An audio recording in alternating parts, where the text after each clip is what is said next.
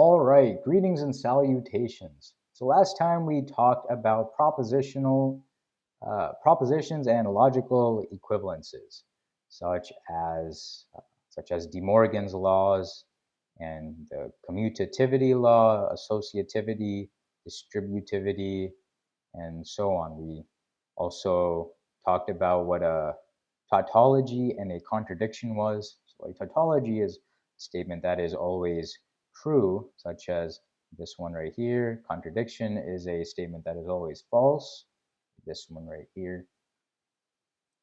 Now, today we're going to talk about, okay, how do we actually use these propositions, these statements, this information that we know in order to draw new conclusions? Because that's what logic is about, right? We're using we're using this information that we know in order to draw new conclusions correctly, quote unquote. So the process of doing that, is called deductive reasoning. The process of using propositions to draw new conclusions. Now, why do we care? Because math relies on proofs. Doing math relies on proofs. If we make a statement in math, like the Pythagorean theorem, a squared plus b squared equals c squared, we have to prove it.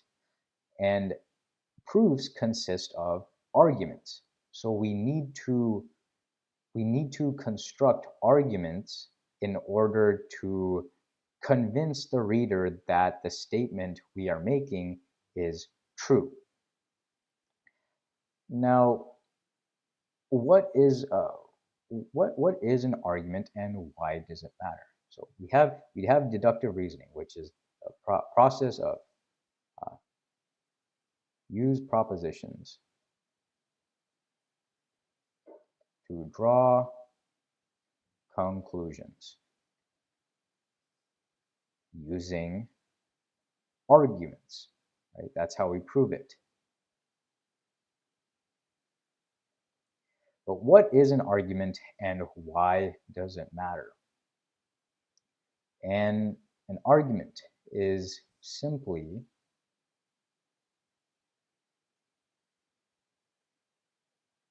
a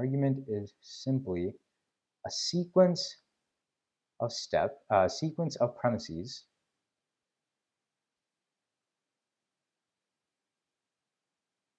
wonderful handwriting as usual.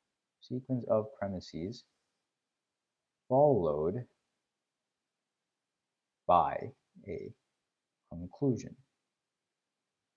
So what are premises? Premises are just things that the information we already have. Premises are the information we already have, and a conclusion is simply the thing we conclude from those premises. And all of these are propositions. So we can write an argument as a sequence of premises A1, A2, all the way. Maybe we have n premises, right? And then our conclusion is C. This is how we would write it, top to bottom. So all of these are propositions. A1 is a proposition, A2 is a proposition, AN is a proposition, C is a proposition. But we call these above the line premises, and we call the one below the line a conclusion. You can also see it written as this. So we have A1, comma A2, comma all the way through AN, and then we have this sideways T looking symbol called a turnstile, I think. And then we have C over here. And this turnstile, it really just means entails. So we're saying that A1 through AN entails C. So that's what an argument is. Now, why are we defining arguments so precisely? We have to create rules for these arguments, because without rules, without rules on the arguments we use to conclude things from our premises, from our propositions, we could just conclude any crazy thing that we want. Maybe our premises are, uh, maybe we have just one premise. Oh, I haven't won a game of checkers in 10 years. And therefore, our conclusion is checkers, the game must be rigged, right? We can, that is a, that is an argument. Our premise is that I haven't won a game in 10 years. The conclusion is the game is rigged. Now, is that a good argument? No, because it could very well be the fact that I just suck at checkers, right? It doesn't necessarily have to be that the game is rigged. So how do we make sure our arguments are good, quote unquote good? Well, we have to, that's where the notion of validity comes in. So when we do math, when we do deductive reasoning in math, we are using propositions to draw conclusions using arguments, but the arguments we care about have to be good, have to be valid arguments. Only types of arguments we care about are valid arguments. What are valid arguments? Valid arguments are arguments where the conclusion is true whenever the premises are true. The arguments where conclusion is true whenever the premises are true. So it's a similar line of reasoning to the conditional statement P implies Q, right? The truth value of this whole statement P implies Q is dependent on Q being true whenever P is true. So this whole statement is true when Q is true whenever P is true. And it's similar with a valid argument. So the conclusion Q is true whenever the premises P are true. The conclusion C is true whenever the premises A1 through AN are true.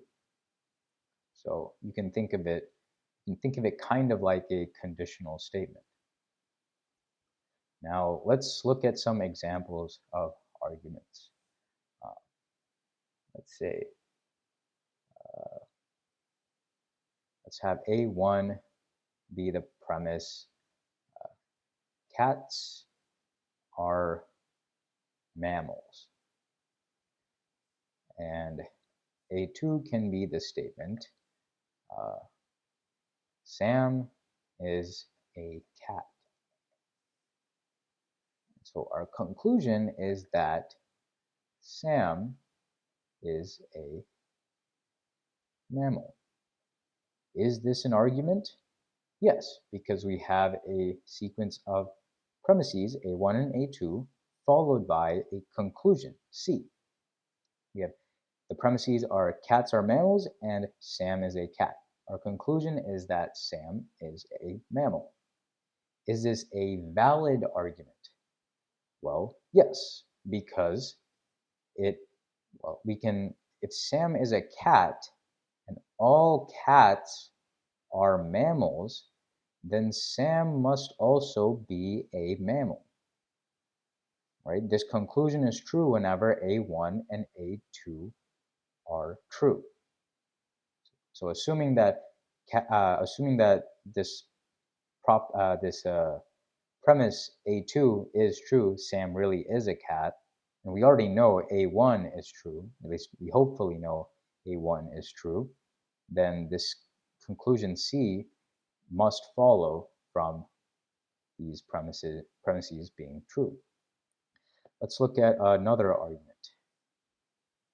A1 be dogs are reptiles. And A2 is Sally is a dog.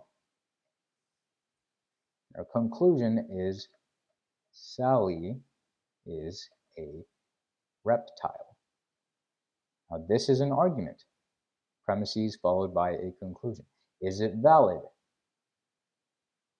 Yes, it is a valid argument. Because even though this premise A1 is not true, dogs are not reptiles.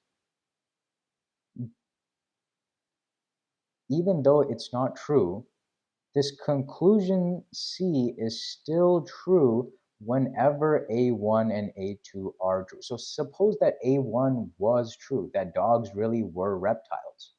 Then since Sally is a dog, this conclusion, Sally is a reptile, would naturally follow from these premises, and therefore it is a valid argument.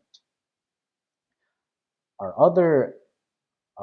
other example where if our premise was, oh, I haven't won a game of checkers in 10 years, and our conclusion is checkers must be rigged, that is not a valid argument because, perhaps the premise, so let me write it out. Say A1 is the premise, me no win checkers, right? And the conclusion is it's rigged. Now suppose A1 is true. I haven't won a game of checkers. Well, it doesn't necessarily mean that C, the conclusion C, it's rigged, is true. It could be that I'm just bad at checkers. So this is not a valid argument. Now, yeah, so that's what valid arguments are, and that is the basis for how we prove things in math. It gives us a precise blueprint to prove statements formally. Uh,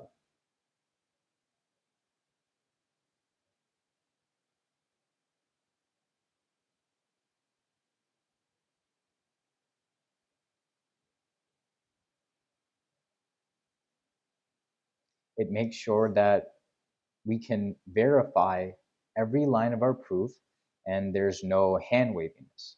So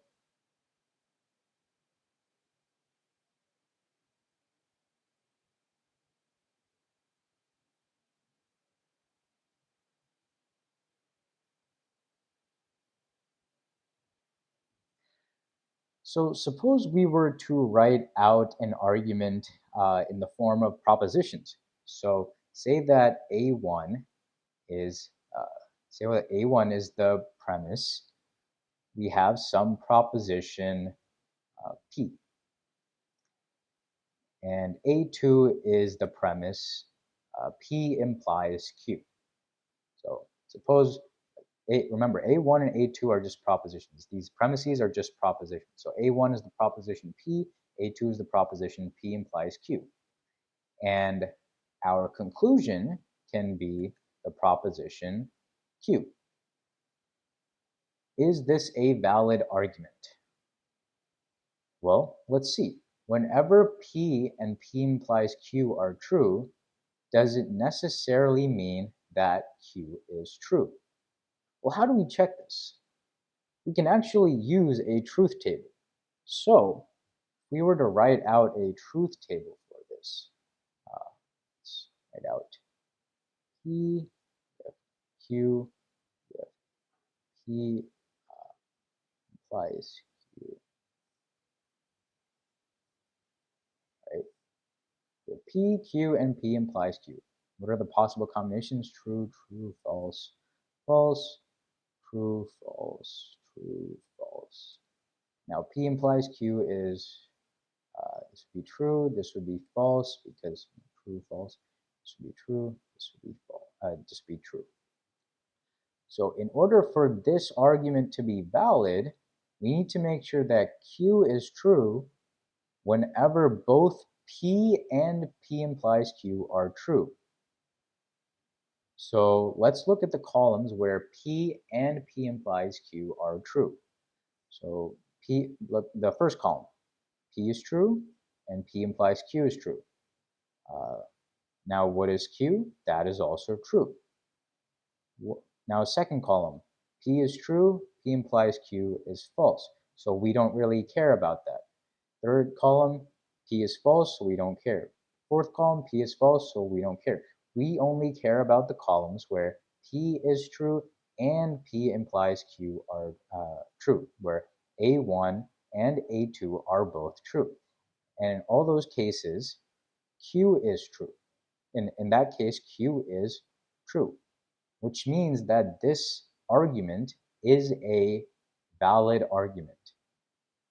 Another way we can write that is we can say that this argument is valid. We can say that this argument is,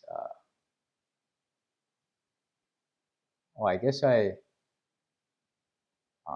didn't really define another, hold on.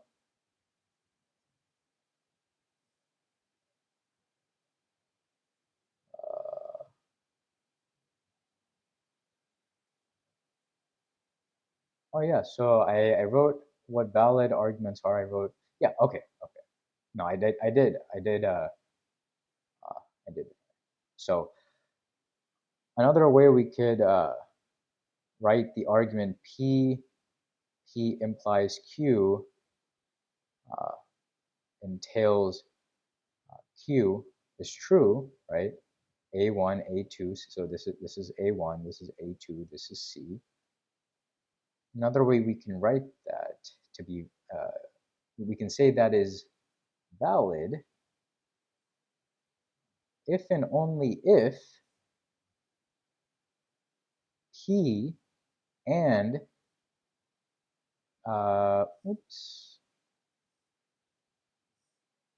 P implies Q, right? Implies Q is a tautology. So that's all we are saying with this truth table verification right here. We are saying that the truth value of this compound statement, A1, A2, AN implies C is a tautology, which means it is always true. So let's verify that. Let's verify that this statement is always true. So if we extend our truth table to include P and P implies Q, and finally P and P implies Q implies Q, right? This is C right here, or this is A1 through AN implies C. Well, let's finish this truth table. So I'm not gonna, I'm gonna speed through this quick. That's true, false, false, false, and then this would be true, true, true, true. All right. So this P and P implies Q. This is a conjunction. This is an and statement.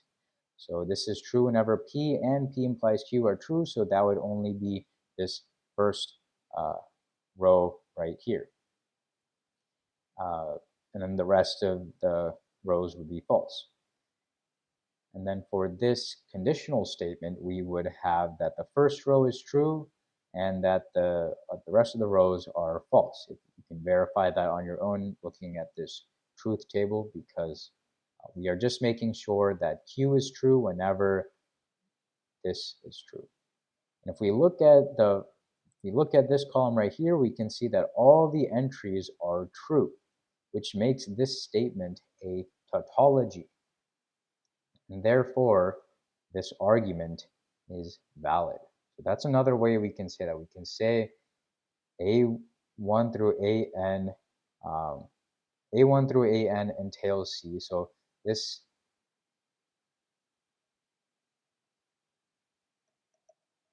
argument uh, is valid if and only if this is a tautology. And in fact, this argument is actually one of the most, if not the most famous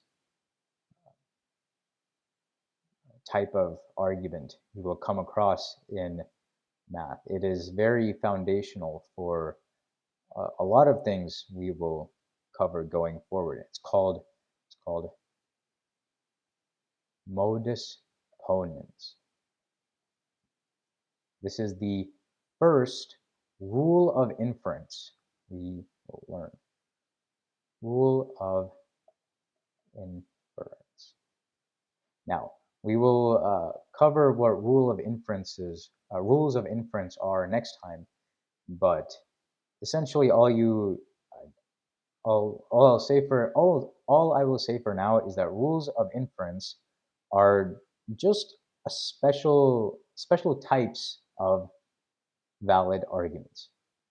They are the basic valid arguments that we will use and chain together to prove more complicated statements. So next time I will go over more of what rules of inference are, as well as give more examples of rules of inference. But for this video, I just wanted to cover what exactly arguments were and what in particular a valid argument is, because that will be very important going forward to do our logical deduction. And yeah, I hope you got a lot out of this video, and thank you for watching.